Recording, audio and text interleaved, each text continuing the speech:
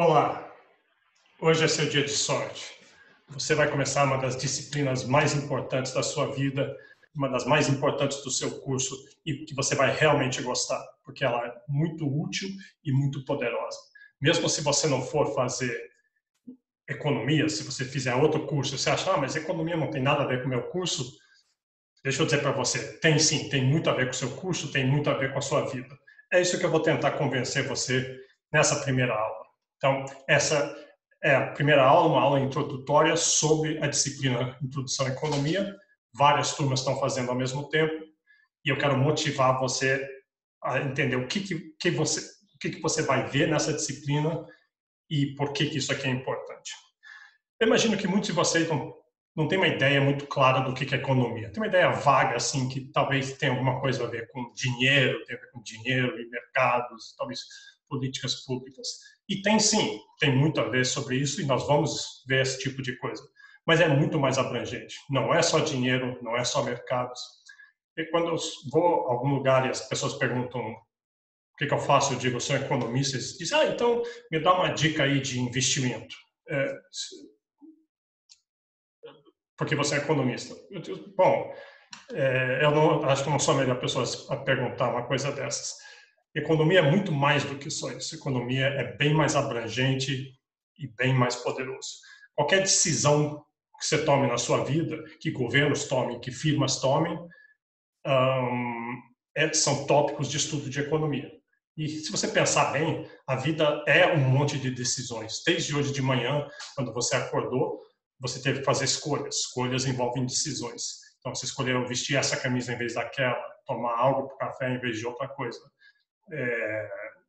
Na sua vida, você toma várias outras decisões o tempo todo. Votar para uma pessoa, votar para outra, para um partido para outro, adotar uma ideologia ou outra. Todas essas são decisões e como é que a gente pensa sobre elas? Então, tem várias formas, mas a economia oferece uma lente que olha os custos e os benefícios dessas decisões e a partir dessa ideia muito simples de olhar esses benefícios e esses custos, gera um monte de implicações testáveis, um monte de conjecturas e hipóteses de por que o mundo funciona como ele funciona, por que você é como você é. Então, e é isso que nós vamos fazer em economia. Na disciplina Introdução à Economia, vamos dar uma visão ainda um pouco superficial, mas mais abrangente dessas áreas de economia, de microeconomia, macroeconomia. E, essencialmente, o que o curso vai dar para você é um kit ferramental, uma série de conceitos para você entender essas escolhas, para você poder entendê-las melhor e para você poder tomar melhores decisões você mesmo. Então, economia não é só sobre dinheiro, como eu falei, mas você vai ficar surpreso quando você vê o tanto de assuntos que você imagina serem fora do escopo de economia que podem ser tratados com o ferramental de economia. Coisas como mercados, obviamente, mercados financeiros, políticas públicas, mas também coisas como desigualdade, empregos, saúde, guerras, discriminação, terrorismo, racismo, ideologia, atenção, fama, música, tudo isso a gente usa o instrumental de economia para entender melhor. E eu vou dar alguns exemplos disso ao longo dessa aula hoje.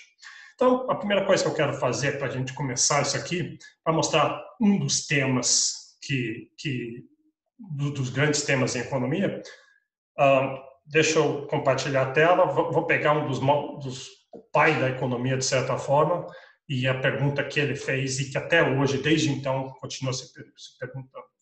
Deixa eu compartilhar aqui esses slides.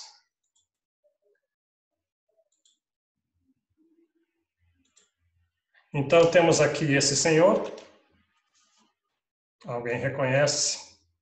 Esse é o santo padroeiro dos economistas, Adam Smith, que escreveu lá no final do século XVIII, lançou um livro em 1776, que compreendeu pela primeira vez e interpretou a Revolução Industrial, que foi esse livro aqui, esse panfleto, E vamos ver o título aqui, porque nesse título que ele está dizendo qual é esse tema que ele está interessado aqui já há tanto tempo atrás, e uma pergunta recorrente que até hoje a gente tem muito interesse em responder.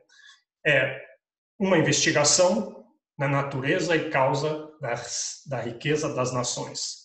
Então, a gente está se perguntando, uma investigação, a gente quer entender, quer estudar a natureza e a causa da riqueza das nações. Por que tem alguns países ricos, alguns países pobres, qual que é a distribuição disso e por que isso acontece. Então, você vê que é um tema, mas eu vou convencer você com dados de que isso aqui é interessante, de que é um tema interessante, que essa é uma característica de economia, além de ter uma teoria rigorosa e equações e hipóteses logicamente concatenadas para chegar a hipóteses, a gente gosta muito de dados, não pode fazer afirmação sem ter dados para mostrar aquilo. Então vamos começar com uma medida da riqueza das nações, que é o PIB per capita. E vamos para trás um pouco, não vamos começar tão recente, vamos para trás, vamos 12 mil anos para trás, que tal? Só para ter certeza que a gente não deixa nada de fora. E aqui você tem um gráfico, no eixo Y tem PIB per capita, que é uma medida da riqueza das nações, é toda a riqueza gerada no país durante um ano, dividida pela população. Então, é uma medida se aquele país tem uma performance boa, se as coisas estão funcionando bem. E eu tenho duas estimativas de dois pesquisadores diferentes. Um ousou ir mais para trás, o outro começa no ano zero. Em todo caso, são estimativas de longo prazo. Obviamente, são chutes, de certa forma, chutes educados, porque não existem dados daquilo. E há uma média para o mundo inteiro. Daqui a pouco eu vou abrir isso para outros países para a gente ver a variabilidade. Mas primeiro a gente quer ver essa média. Repara que começa há 12 mil anos atrás, né? Então, porque nesse ponto aqui, que foi a Revolução Neolítica, é quando o ser humano deixou de ser caçador-coletador, morando em pequenos grupos, para o desenvolvimento da agricultura, ficar sedentário, começar a crescer em aglomerados maiores, produtividade aumentar, o que vai requerer sociedades mais estratificadas, com liderança, com governos, com hierarquias. Mas repara que, apesar disso, todo esse tempo aqui, nessa média, a riqueza é constante e é muito baixa. Quer dizer, durante boa parte da existência da humanidade, o ser humano é pobre. É pobre. É claro que aqui dentro tem o Império Romano, o Império Bizantino, umas dinastias chinesas que começaram a crescer, começaram a tentar crescer, mas aquilo logo acabou. E, na média, é isso mesmo que você está vendo aí. A humanidade, durante muito tempo, vivia uma vida com pouco conforto, sobrevivência sempre em primeiro plano. Isso vai durar até chegar aqui. Vamos chegar mais perto, vou olhar isso aqui mais de perto. E é uma coisa extraordinária vai acontecer, que começa a crescer, e não só começa a crescer, mas começa a crescer muito, rapidamente. Você vê que explosivo, exponencial a forma como começa a crescer. Então, o que aconteceu? A gente tem um interesse muito grande em saber o que foi que aconteceu ali, porque é esse o fenômeno que a gente quer entender, o crescimento da riqueza das nações. E a resposta o que começou foi aqui por volta de 1770, a Revolução Industrial, que aconteceu num lugar muito específico, na Inglaterra e na Holanda primeiro, depois alguns outros lugares na Europa, e se espalhou devagar para alguns lugares, mas daqui a pouco a gente vai ver a variabilidade que não se espalhou por igual para todos os lugares. E esse crescimento, então, é explosivo, a gente vê aqui. E vamos, então, fazer agora, vamos olhar não só essa média, deixa eu mudar o programa aqui, e vamos olhar a variabilidade entre países. Então, eu tenho um programa aqui que vai permitir a gente fazer isso.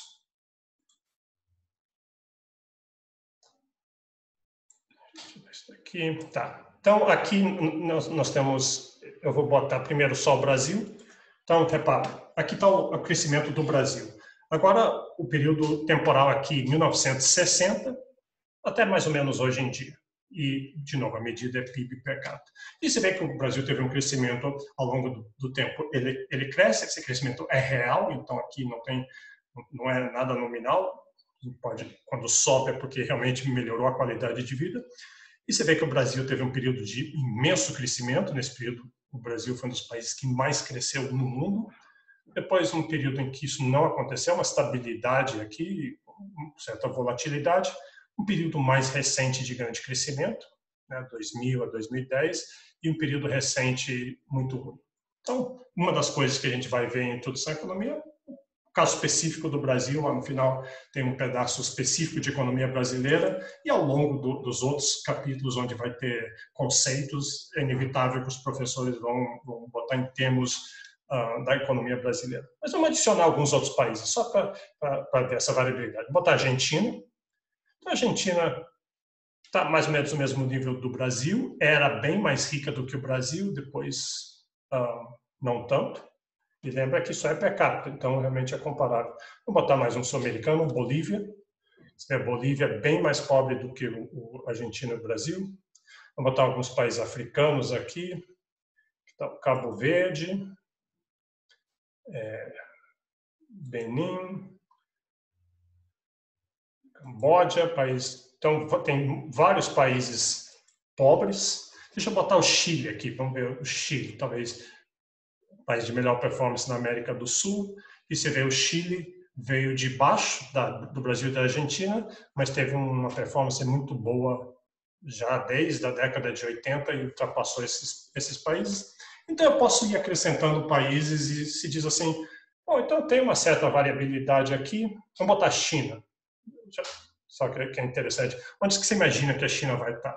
Aposto que muitos de vocês, poxa, mas a China deve ser, tem aqueles prédios maravilhosos, aquela tecnologia. A China está aqui, é esse país aqui.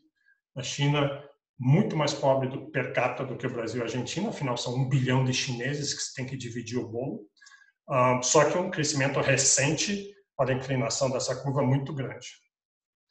Então, você deve estar imaginando agora, então deve ser mais ou menos isso, estão todos os países mais ou menos aqui, mas repara, não botei nenhum país assim mais rico, vamos botar aqui, Canadá, nossa, veja só a diferença aqui, então, Canadá aqui em cima, deixa eu pegar mais alguns assim, botar Austrália, lá acima do Canadá, inclusive hoje, vou botar Bélgica, muito parecido, vamos pegar outros aqui, vamos botar França. Então, você vê que, se eu for fazendo isso aqui, vou pegar até os Estados Unidos aqui embaixo, Inglaterra, Estados Unidos, ali no meio, Inglaterra, também aqui em cima. Então, se você olhar isso, você vê, tem uma série de países aqui embaixo, com performance crescendo ao longo do tempo, mas não tanto quanto esses países aqui, e tem esse hiato no meio aqui. Se eu sair botando todos os outros países aqui, você imaginaria, mas vai aparecer um monte de países aqui no meio. Acaba que não. Acaba que países realmente têm bimodal. Tem alguns países ricos e outros países não ricos. Alguns países desenvolvidos, outros em desenvolvimento. Alguns países de primeiro mundo, outros de terceiro mundo. Alguns países industrializados, outros não industrializados. Você repara que a gente sempre se refere a essas categorias de forma bimodal, de dois. E isso é estranho? É estranho por quê? Porque, primeiro, quais são as forças econômicas que estão fazendo isso? E por que esses países aqui embaixo não crescem para alcançar esses países aqui em cima? Aliás, teoria econômica esperaria que isso iria acontecer, o que a gente chama da teoria da convergência, que os países mais pobres, eles têm várias forças econômicas que levantariam eles e fariam eles alcançar os países mais ricos. Você consegue pensar em alguma dessas forças econômicas? Uma delas é simplesmente a existência de usar a tecnologia já criada pelos países ricos, a vantagem do segundo movedor, como a gente chama. Então, o país pobre não precisa recriar a roda toda vez e pode só adotar essas tecnologias. Mas mais importante do que isso é a taxa de juros, que são os fluxos globais de capitais. Porque a taxa de juros nesses países aqui, para tomar dinheiro emprestado nesses países aqui em cima, é baixo, porque tem muito capital. Os juros é o preço do capital. Se tem muito capital disponível, os juros é mais baixo. E aqui, nesses países aqui embaixo, tem escassez de capital, então os juros são altos. O Brasil, durante muita parte da sua história, era um dos países com o maior juro que tem. Então, pessoas que detêm capital nos outros países têm um incentivo muito grande de vir investir no Brasil, investir em outros países em desenvolvimento. E, de fato, eles fazem. O Brasil, em épocas boas, atrai muito fluxo de capital. Aí, o que acontece? Esse capital entra aqui, entra nesses países, aqui ele vira investimento, e investimento gera crescimento. E aí, esses países deveriam crescer. Isso que a teoria econômica, uma das teorias econômicas espera, e, no entanto, a gente não vê esse hiato fechando. Parece uma boca de jacaré esse negócio aqui, e não parece muito que está fechando. Então, existe muito debate de por que isso, se de fato eu caracterizei essas coisas do jeito certo, se há ou não há convergência, mas isso mostra uma dessas perguntas sobre as quais tem muita pesquisa acontecendo em economia e é o tipo de coisa que a gente gosta de tentar entender, porque isso reflete na vida das pessoas, né? O PIB envolve toda a questão de governança na vida das pessoas em todas as áreas, e aí vem a ideia de fazer recomendações de política. O que um país como o Brasil pode fazer para crescer, para convergir, para subir? Né? O Brasil já fez isso durante muito tempo, épocas em que ele fechou esse hiato, e épocas em que não fechou, então mostra que é possível isso acontecer, e então é uma das coisas que a gente gostaria de entender. Deixa eu voltar para os slides aqui. Vou sair aqui.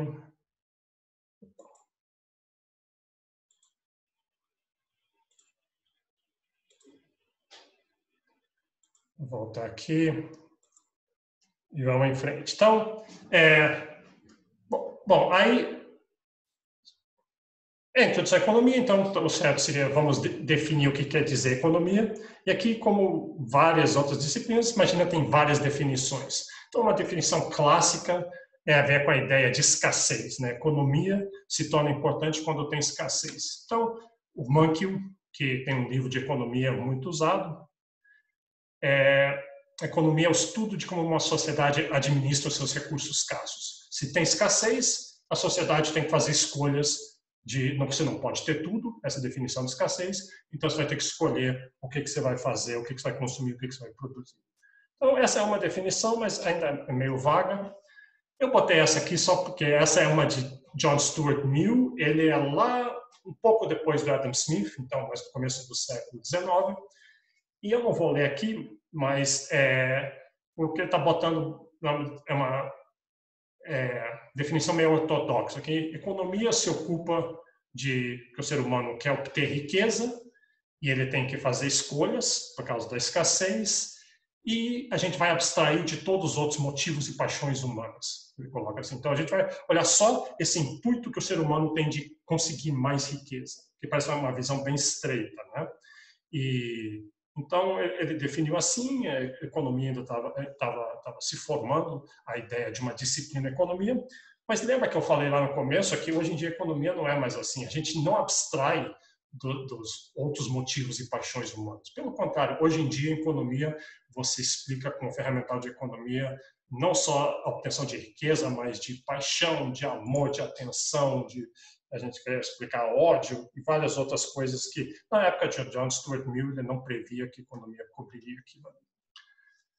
Então, está mais para perto dessa definição do Marshall. Marshall já é final do século XIX, ele é o pai da economia, como a gente conhece hoje, com diagramas de ofertas e demanda.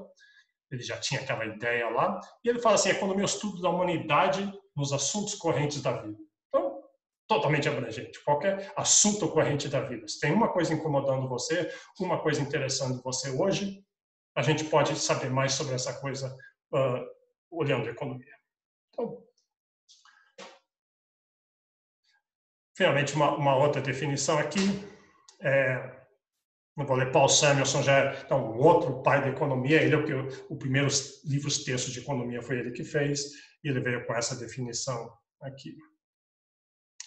Então tá, então quais são os elementos cruciais de economia? Vamos pensar aqui.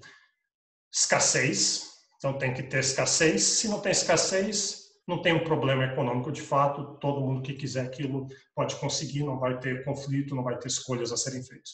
Se você tem escassez, naturalmente você vai ter que fazer escolhas. E você tem escassez, pode ter certeza. Você tem menos dinheiro que você gostaria, você tem menos amigos que você gostaria, você tem certamente que nem menos tempo do que você gostaria, você precisa de mais tempo para tudo.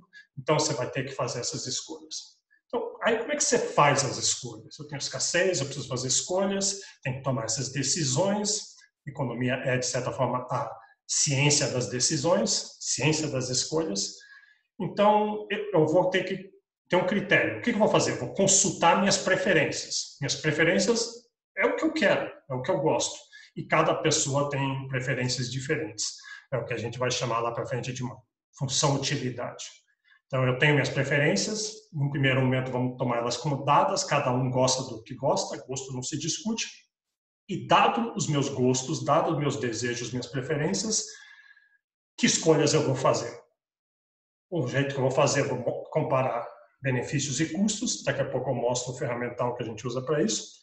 Mas, além disso, eu vou precisar de informação. Eu preciso saber quais escolhas existem, quão boas cada escolhas são e vários outros pedaços de informação para fazer minhas decisões. Informação é crucial em economia, uma das coisas mais importantes, e muito da informação vem através do sistema de preços. Então, isso vai ser muito importante. Sistema de preços, a gente vai botar preços em tudo e preços transmitem essas informações. E, além disso, como pano de fundo, tem uma série de restrições, como regras, instituições. Essas escolhas não são feitas boiando no espaço. Você está inserido numa sociedade, está no Brasil de hoje, ou no Brasil do século XIX, ou você está na África, ou você está na Ásia, ou você está em algum outro lugar, e lá tem regras diferentes, culturas diferentes, que afetam como as escolhas são feitas. Então, é bom levar isso em conta também. Então, tá. Aqui, eu não vou falar sobre isso agora, mas eu sentia que eu não seria correto ter uma primeira aula de introdução à economia sem mostrar o que está por trás de tudo. Quando eu falei de um ferramental, essa é uma coisa basilar desse ferramental, oferta e demanda. Então, você vai fazer escolhas, e como é que a gente vai analisar as escolhas? A gente vai usar, de uma forma ou de outra, esse ferramental e tudo que está por trás dele. Existe uma demanda por alguma coisa, pensa um bem. Tem uma demanda por um bem, as pessoas que querem aquele bem, tem as pessoas que podem vender aquele bem, que podem ofertar aquele bem. Então, existe ganhos de troca que podem acontecer. Então, isso vai acontecer no mercado, em algum tipo de mercado onde a oferta encontra a demanda, e ali vai se gerar um preço e uma quantidade. A gente chama um preço e uma quantidade, ou seja, um equilíbrio. O equilíbrio tem todas essas forças acontecendo, elas vão meio que empurra para lá, empurra para cá, e finalmente vai parar e vai chegar em um preço e quantidade que vai fazer a oferta ser igual à demanda, e aquilo vai ser um equilíbrio. Quer dizer que nada muda até algum choque de fora vier. E a gente vai ver por trás disso aqui, a gente está analisando duas variáveis, preço e quantidade, mas é claro que tem um monte de outras variáveis que ficam lá atrás paradas, mas elas podem, de repente, vir e mudar esse equilíbrio. E toda essa análise de achar esse equilíbrio e ver como é que ele muda quando tem choques é o que tem de poderoso em economia. E a gente vai sair aplicando isso primeiro para mercados tradicionais, como o mercado de pão, mercado de arroz, outros bens, talvez bens maiores, como o mercado de automóveis, mercado de casas. Mas depois a gente vai aplicar isso, como o Marshall falou, em todos os aspectos da humanidade, às vezes até alguns bem esdrúxulos. Por exemplo, vamos aplicar isso ao mercado de trabalho. No mercado de trabalho, a quantidade são empregos. E o preço, a gente não vai chamar de preço, vamos chamar de salário. Mas o salário é o preço do trabalho. Nós vamos aplicar ainda, durante a disciplina, esse ferramental para mercados de capitais, mercados de dinheiro, onde a quantidade é dinheiro e o preço é os juros. Juros, como eu falei, é o preço do capital. E vão aplicar também ao mercado de divisas, de dólar. Então, pessoas querem comprar dólar, vão comprar, tem uma oferta de dólar, tem uma demanda de dólar, e o preço ali nós não vamos chamar de preço, vamos chamar de taxa de câmbio. E isso pode ir mais longe, às vezes coisas até esdrúxulas, por exemplo, como aplicar isso no mercado de casamento, onde tem oferta de casamento, demanda de casamento, mercados de ideologias, mercados de atenção. Hoje em dia se usa isso de forma a gerar um maior entendimento em várias dessas áreas, nessas coisas que você talvez não imaginasse. Então, vamos lá. Então, o que eu vou fazer agora, só para dar uma noção de alguns conceitos de economia, qual é o sabor do jeito que um economista pensa, mais ou menos essa que é a ideia no restante do tempo que eu tenho aqui hoje, eu vou falar sobre esses 10 princípios de economia. Então, na apostila, nós botamos 8 princípios de economia, mas o Mankell, no livro dele, põe 10. Então, vamos dar uma olhada. Eles não são aqui, que são os 10 princípios sagrados escritos em tabletes de rocha, é um jeito de apresentar alguns conceitos importantes de economia. Vocês vão ver que alguns são até intimamente ligados. Tem 3 categorias, esses 10. Tem como as pessoas tomam decisões. Então, microeconomia, que a gente chama, como que as pessoas interagem e como que a economia como um todo funciona. Que é uma visão mais macroeconômica. Então, vamos ver o primeiro desses princípios aqui. O primeiro princípio é que as pessoas enfrentam trade-offs. Então, trade-offs está em inglês, porque não tem uma tradução ainda muito boa para isso, mas a ideia é que qualquer escolha que você faz, ela sempre tem um custo. Se você escolheu suco de laranja hoje de manhã, você não pode tomar algum outro suco. Se você resolveu vir para a aula hoje, você não pode estar no cinema. Sempre tem um trade-off. É o que o Milton Friedman, de certa forma, Milton Friedman, um grande economista da década de 60, falou assim, não existe um almoço grátis. Não existe almoço grátis. O que quer dizer que não existe um almoço grátis? Toda vez que alguém ouve isso pela primeira vez, não, claro que tem um almoço grátis. Se eu estou andando na rua assim e de repente o dono do restaurante fala que eu posso comer de graça, é um almoço grátis. Mas se você pensar bem, não é do jeito que ele quer dizer. Você está tendo sempre que abrir mão de alguma coisa para fazer as escolhas que você fez. Porque se você fez uma escolha, você não pode fazer outra. Se você aceitou o almoço ali, o que você teria feito se você não tivesse comido aquele almoço onde você não vai pagar nada? Você teria ido em algum outro lugar, você teve que abrir mão. Você resolveu comer aquele almoço porque você acha que ele é melhor do que a sua segunda escolha. Mas você teve que abrir mão daquilo. Então, isso é um jeito muito de economista de pensar. Você sempre pensa nesses trade-offs. A gente vai ver outras formas de falar isso daqui a pouco. Então, você está consumindo, se você escolheu o bem X, você não vai poder comprar o bem Y, você já gastou seu dinheiro.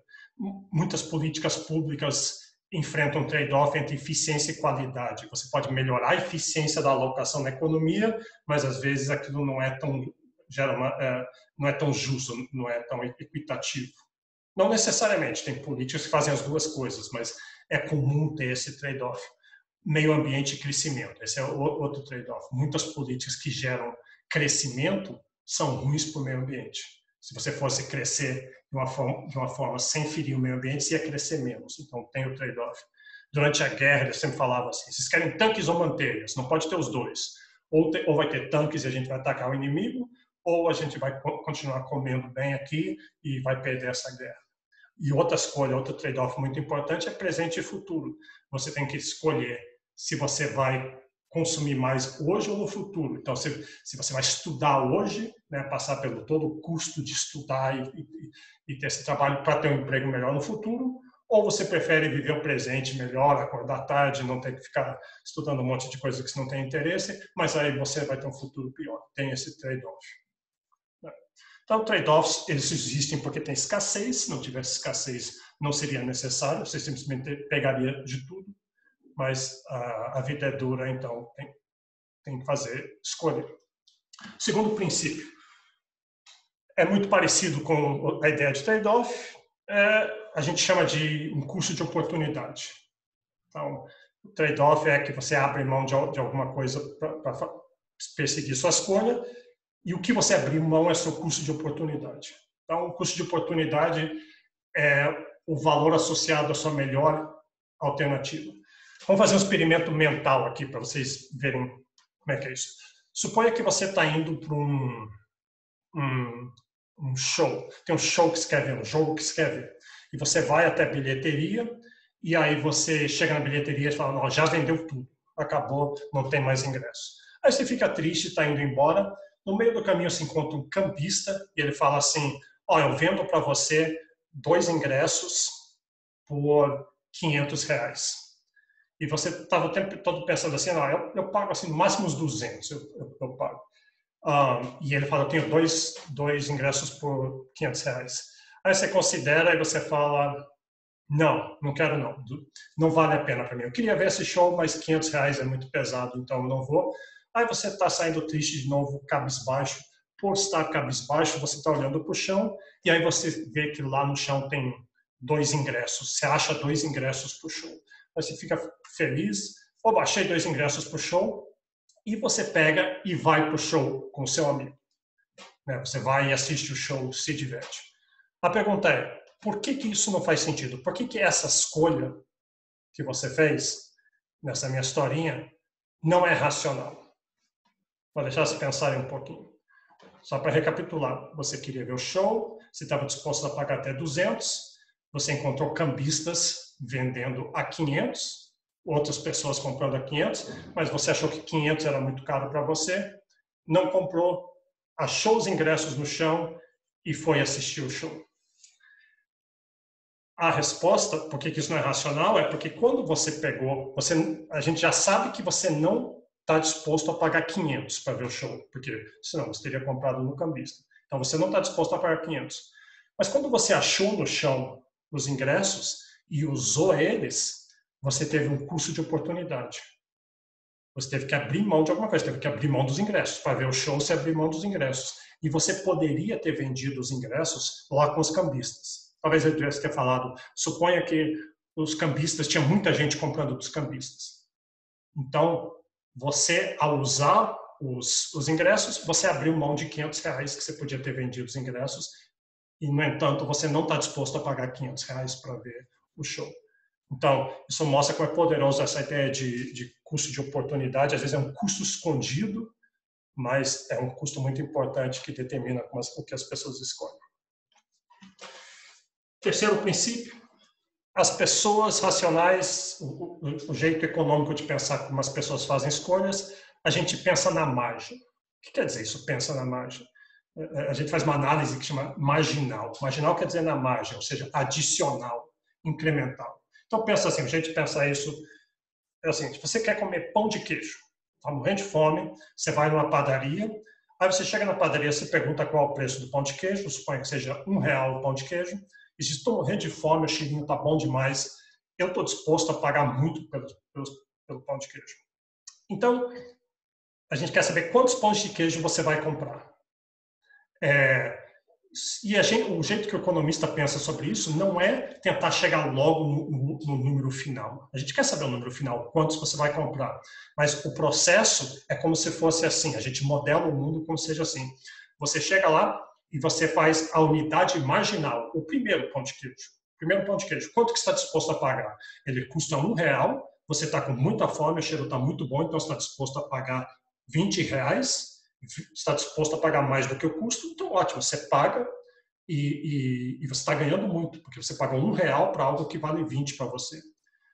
Bom, é isso? Então você vai comer um pão de queijo? Não, vamos continuar a análise marginal até ver onde é que ela vai parar. Então a gente pergunta, o segundo pão de queijo, quanto que você está disposto a pagar? O segundo, você já comeu um, estava uma delícia, então você saciou um pouco sua fome, você não está disposto a pagar mais 20, tinha que estar disposto a pagar 19. Mas ainda é muito mais do que o custo, o benefício marginal é maior do que o custo marginal, vale muito a pena consumir. E a gente vai repetir isso, enquanto o benefício marginal for maior do que o custo marginal, vale a pena fazer essa troca. Você está ganhando mais do que está abrindo mão, então você vai continuar fazendo, mas cada pão de queijo que você está comendo, o benefício marginal está caindo, o custo marginal está fixo em 1, porque cada pão de queijo custa R$1, e vai chegar eventualmente, o benefício marginal vai ser igual ao custo marginal. Você vai até valer a pena comprar aquele último pão de queijo, mas a partir dali, você já comeu 39 pães de queijo, está babando o pão de queijo assim, está dando uma dor de barriga. Então, o benefício marginal de mais de um pão de queijo é menos do que R$1, é 80 centavos de grão. Então, agora não vale a pena, porque você vai ganhar 80 centavos de prazer. A gente está quantificando o prazer, o benefício vem em forma de prazer, de saciação da fome, e o custo é não vale a pena pagar R$1 para ganhar 80 centavos. Então, você vai parar naquele último, e com isso a gente respondeu quantos pães de queijo você vai consumir. Essa análise marginal, o jeito que a gente analisa essas coisas, não quer dizer que a pessoa realmente pensa assim, mas é como se ela pensasse assim, é uma boa descrição de como as pessoas pensam, como elas fazem escolhas. Um exemplo disso é a ideia quando você vai ver um filme, então você está com sua esposa, seu esposo lá, vocês pagaram um dinheirão para entrar no cinema, passou meia hora, o filme é uma porcaria, aí sua esposa diz, benzinho, vamos sair que está uma porcaria esse filme. Ah, não, realmente está uma porcaria, mas agora que eu já paguei, eu tenho que ficar até o fim. Eu tenho que ficar... Você já deve ter pensado assim, muita gente pensa assim, mas na verdade isso não faz sentido do ponto de vista de análise marginal. Porque se você já pagou, você não vai, vendo até o fim, você não vai recuperar o dinheiro, pelo contrário, você vai perder o tempo. Então, pela análise marginal, você está ganhando um benefício marginal de ficar até o fim menor do que o custo, que já está fixo, então você não é racional fazer essa escolha. Princípio número 4, as pessoas reagem a incentivos. Então, isso é bastante óbvio, mas economia é a ciência dos incentivos. E repara, eu falei que você fala assim, não era a ciência das escolhas, das decisões, mas é mais ou menos a mesma coisa, porque as pessoas fazem escolhas e essas escolhas muitas vezes são determinadas por outros que querem moldar o seu comportamento. Então, o governo quer que as pessoas ajam de uma certa forma, os pais querem que os filhos façam determinadas coisas, as firmas querem que os consumidores comprem uma coisa e não outra. Então, eles moldam as escolhas, eles oferecem as escolhas de tal forma a oferecer incentivos. Oferecer incentivos positivos, que é a cenoura, ou incentivos negativos, que é o chicote. Então, os preços relativos oferecem incentivos. Uma firma que abaixa os preços está dando incentivos para as pessoas comprarem mais daquilo ali. Se você vai trabalhar para uma firma, você vai viajar, e a firma diz assim, você pode receber diárias, você vai receber diárias, R$100 por dia. Ou ela pode falar assim, você faz os gastos necessários de hotel e táxi e ônibus que você precisar e eu dou um reembolso. Repara que os incentivos são bem diferentes. Se você recebe uma diária e você gastar menos do que os R$100 por dia, você que fica com o resto. Então, você tem um incentivo muito grande de gastar pouco. Se você vai ter reembolso, você tem um incentivo de ficar no hotel melhor e comer em restaurantes melhores. Cinto de segurança, às vezes tem incentivo, você usa, tem gente que não gosta de usar, mas tem um incentivo de usar pela segurança ou não. Então, tem várias áreas, se você pensar bem, muito de fazer políticas públicas é uma questão de como é que você arma incentivos para afetar as escolhas que as pessoas fazem. Princípio número 5, aqui estamos entrando na parte mais de macroeconomia, não nas escolhas individuais, mas escolhas do país como um todo. E o princípio número 5 é comércio pode ser bom para todos. Então, trocas são boas. Trocas são uma fonte de geração de riqueza. Toda vez que uma troca acontece, as duas pessoas estão melhores, isso quer dizer jogo soma zero, está escrito lá. Não é um jogo soma zero. Não é que nem um jogo de futebol, que quando um ganha, o outro necessariamente perde. Trocas, os dois podem ganhar. Muita gente não pensa assim, não, troca, alguém passou a perna no outro, alguém está enganando o outro. Sim, às vezes acontece isso, mas a grande parte das trocas são voluntárias. Os dois ganham, ou seja, tem ganhos de troca. E os dois ganham, os dois estão melhores do que estavam antes. Então, se você tem uma troca e os dois estão melhores, isso é muito bom. Uma sociedade com muitas trocas quer dizer que todo mundo está ficando melhor. Então, muito aquela variabilidade na performance dos países é que esses países têm regras, instituições e formas de agir que dão incentivos para as pessoas fazerem trocas. Claro, para produzir mais, mas além disso, de realizar essas trocas. Então, muito do que está por trás daquela variabilidade de performance é países terem ambientes onde essas trocas possam ocorrer. E outros países têm ambientes onde essas trocas não ocorrem facilmente. Então, isso explica boa parte daquela variabilidade. Princípio número 6. Mercados são geralmente uma boa maneira de organizar a atividade econômica. Então, mercados que são o lugar, não necessariamente o lugar físico, é onde oferta encontra demanda. Pode ter mercados virtuais, mas toda vez que tem, pode ser a feira, pode ser o shopping, todos são mercados onde tem pessoas demandando, pessoas ofertando, onde elas se encontram e onde aquele preço emerge e atinge aquele equilíbrio que a gente falou. Então, essa afirmação está dizendo que um bom jeito de organizar uma cidade, um país, uma sociedade, é ter mercados. Parece uma afirmação inócua, mas às vezes uma afirmação bastante ideológica. Existem muitas brigas ideológicas sobre isso. Isso aqui está dizendo, quando você fala mercado, está dizendo qual que seria o contrário. Se você não for seguir esse conselho, você vai ter quem decidir, quem é que vai decidir o que vai ser produzido, como vai ser produzido, para quem que vai ser distribuído. Se não for o mercado que vai fazer isso, vai ser o governo. Então, tem os casos extremos de situações tipo a economia soviética, onde quase tudo era decidido pelo governo, e tem mercados bem mais livres, onde o governo só faz um papel lá no pano do fundo. Na realidade, muitos países estão em algum lugar no meio e tem muita discussão exatamente nesse meio, o que seria melhor. E é bastante ideológico essa conversa, mas a economia dá os instrumental, qualquer ideologia que você queira, se você for um intervencionista ou se você for um liberal, a economia é um instrumental agnóstico, bem aplicado, ele é agnóstico, para você defender suas afirmações, testar suas hipóteses sobre essas escolhas. Né?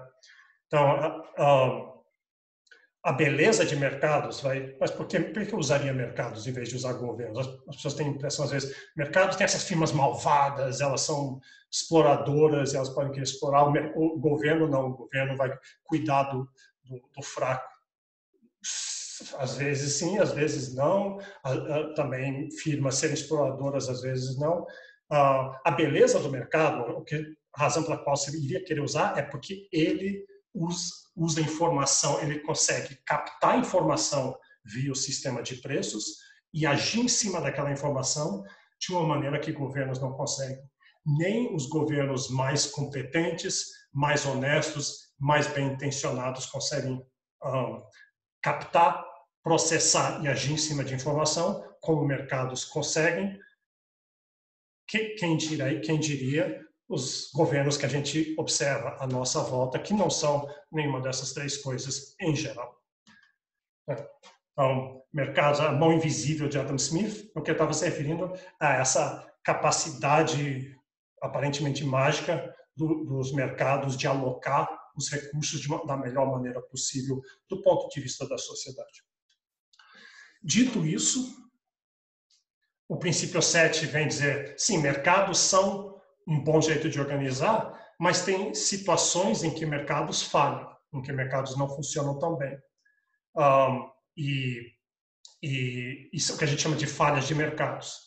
Então, a gente vai ter uma sessão inteira que a gente vai ver várias falhas de mercados, não vou falar sobre elas agora. E quando tem falhas de mercado, justifica uma interferência do governo. Não necessariamente para substituir o mercado, mas sim para corrigir o mercado. E economia traz um monte de ferramentas, tipo impostos e subsídios e outras coisas, que servem para fazer uma correção no mercado e depois, sem repor o mercado e continuar aproveitando aquele poder informacional do mercado. Mas também como mercados falham, governos também falham, então você tem que realmente tomar cuidado se você vai ter uma interferência governamental para resolver uma falha de mercado, se a falha governamental correspondente não vai ser pior ou não. Por isso que é tão interessante essa discussão de economia, porque tem essa complexidade toda, não tem respostas fáceis para essas perguntas, e a economia é um bom jeito de entender elas. Princípio 8. o padrão de vida de um país depende da sua capacidade de produzir bens e serviços. Eu pus um gráfico parecido com aquele que a gente viu da variabilidade dos países, alguns países mais pobres, alguns mais ricos, performance diferente. O que está por trás disso? Num primeiro momento, é isso que esse princípio está dizendo, é a produtividade. Países que se organizam bem e conseguem produzir muito e conseguem fazer essas trocas vão funcionar bem. Mas o que está por trás dessa capacidade de produzir? Sim, tem tecnologia e tem a organização, a inovação, essas coisas, mas por trás, ainda mais disso, tem educação e mais atrás ainda tem a ideia de instituições, de que em que países que vai surgir tecnologia, que vai surgir capital humano, que vai surgir educação, são os países que têm regras que funcionem bem. Então, mas o que o princípio está se referindo é que, num primeiro momento, produtividade é importante. Então, como é que se consegue a produtividade? Não é só com tecnologia, é com formas organizacionais e como é que você monta a governança do país e as instituições. O que determina essa produtividade? Como eu falei, países, coisas como recursos naturais, tecnologia, capital humano, as políticas que são escolhidas, o capital social, se as pessoas se relacionam melhor, tem menos brigas, menos conflitos e problemas. E nunca é exatamente claro em que direção vão essas coisas. Por exemplo, recursos naturais. Você pensaria que países que têm muitos recursos naturais tenderiam a ter uma melhor qualidade de vida, a ser mais ricos, produzirem mais. Acaba que, em geral, isso não é verdade, muito pelo contrário. É o que chama da maldição dos recursos naturais. Muitos países que têm muitos recursos naturais, em vez disso se traduzir nesse crescimento, nesse bem-estar, se traduz em guerras, conflitos, elites, corrupção, roubo e esse tipo de coisa. Então, esse é outro tema que se discute muito em economia. Princípio número 9.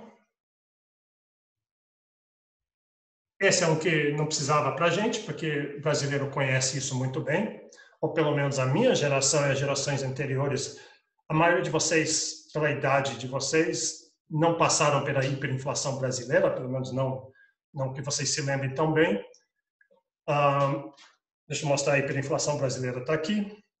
Essa inflação brasileira aqui, então você vê ao longo do tempo, ela, desde o começo aqui dessa série, ela já é alta, uma inflação anual de uns 25%, como eu estou mostrando aqui em 1955, isso já é muito alto, isso já gera muita distorção, muita dor, atrapalha muito a vida das pessoas.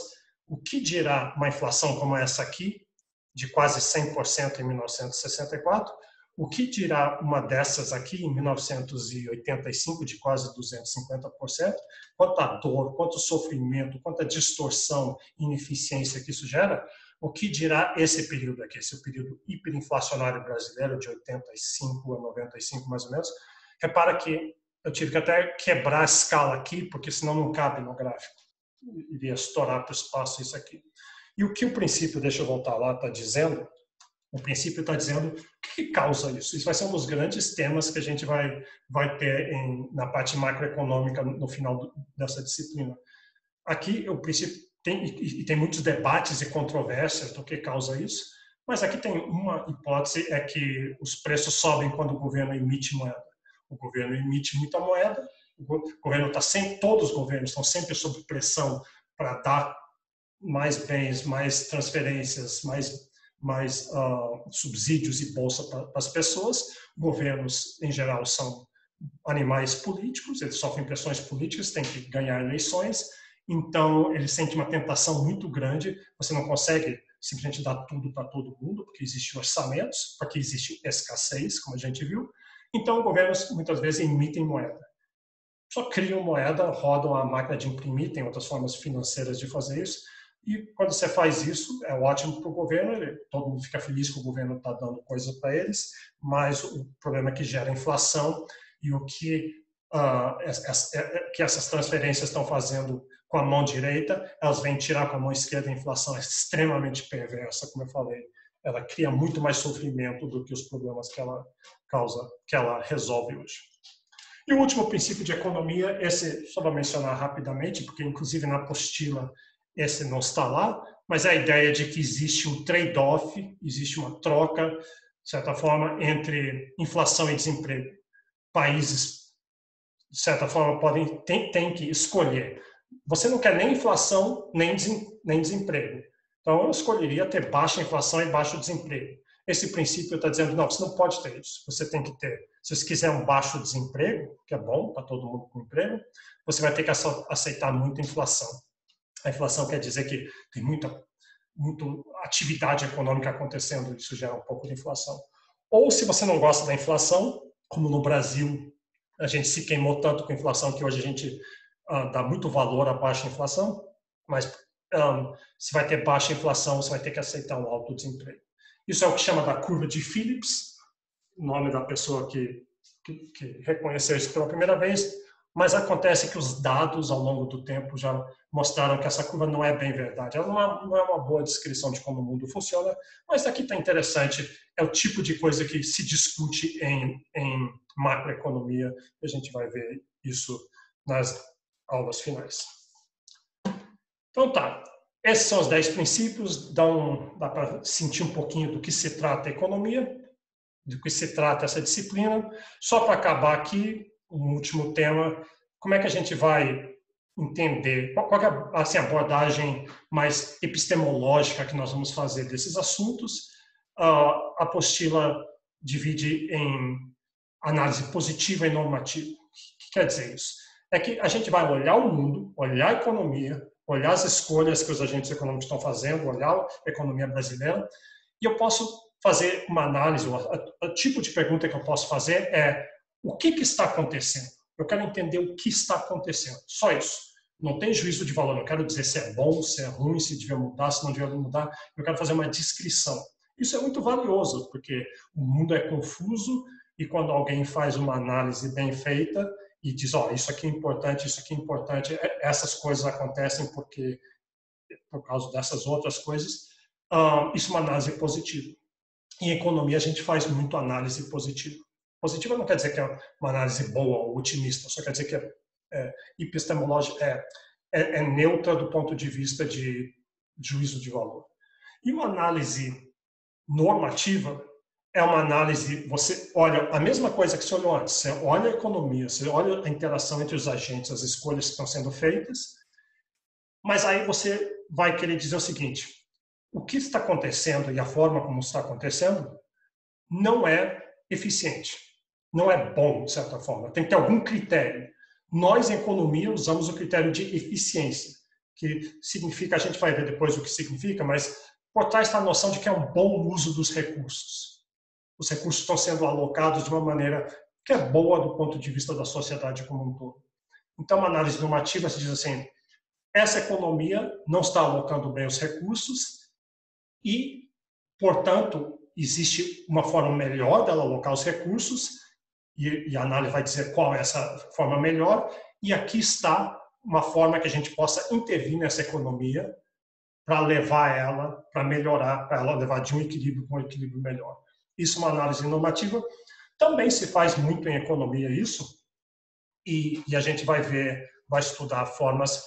A economia oferece a você, ao formulador de políticas, de recomendações de política, uma série de ferramentas para fazer essas intervenções normativas, desde impostos, subsídios, transferências, regulações, proibições e outras ideias, às vezes até mais criativas. Como eu falei, o critério que a gente usa em economia é eficiência, e às vezes as pessoas criticam muito economistas. Poxa, o economista só quer saber de eficiência, ele não está pensando nas outras coisas como justiça, igualdade, meio ambiente, patriotismo. E, de fato, o nosso principal critério é eficiência, mas não quer dizer que, quando o economista fala essa situação não é eficiente, tem uma outra mais eficiente, ele não está dizendo que necessariamente a sociedade tem que escolher de sair do status quo e ir para essa outra eficiente. Se a sociedade optar por não fazer, ela não precisa fazer. Mas é importante que a sociedade saiba qual é o custo, de certa forma, qual é o custo de oportunidade de não fazer as mudanças que potencialmente poderiam ser feitas. Então, daí, pelo menos a sociedade aí está tomando uma decisão bem embasada dos custos e dos benefícios. Exemplos de análise positiva e análise normativa, só vou dar alguns rapidamente. Na verdade, não é sempre tão fácil entender a diferença. E esse tipo de pergunta que muitas vezes cai na prova, eles põem algumas frases assim, você tem que dizer se é normativo ou positivo. Então, vamos lá. O salário mínimo causa desemprego. Isso é uma afirmação positiva. Você não está dizendo que deve ou não fazer salário mínimo, deve ou não aumentar. Você só está dizendo que, se aumentar o salário mínimo, causa desemprego. Tem gente que acredita nisso, tem gente que não acredita, mas do jeito que está dito, é uma afirmação positiva. Se eu falar ao contrário, o salário mínimo deveria aumentar, o governo deveria aumentar o salário mínimo, já tem esse juízo de valor, já tem um critério de eficiência. Seria eficiente aumentar o salário mínimo por causa de... E aí tem alguma explicação. Vamos ver só mais um aqui. O aumento da inflação pode gerar mais investimentos. Então, aqui uma análise positiva, você está olhando, você está vendo que aquela curva de Phillips que a gente falou, que vezes as ocasiões no passado onde a economia aqueceu e teve inflação, teve mais investimento. Não está dizendo se o governo deve ou não deve fazer, é só uma descrição do que você está vendo. Já se eu falar a outra frase, seria útil deixar a inflação subir um pouco para aquecer a economia e reduzir o desemprego. Aqui tem uma recomendação de política, tem um juízo de valor baseado na ideia de eficiência. Geralmente, quando você vê essa palavra deveria, você já pensa, você já entende que seria normativo. Nem sempre é muito claro se é positivo ou normativo, mas é uma distinção que às vezes é útil você entender quando está lendo um trabalho, falando com uma pessoa, de ter na sua cabeça claro se ela está falando do ponto de vista positivo, só descritivo, ou normativo, baseado em algum critério.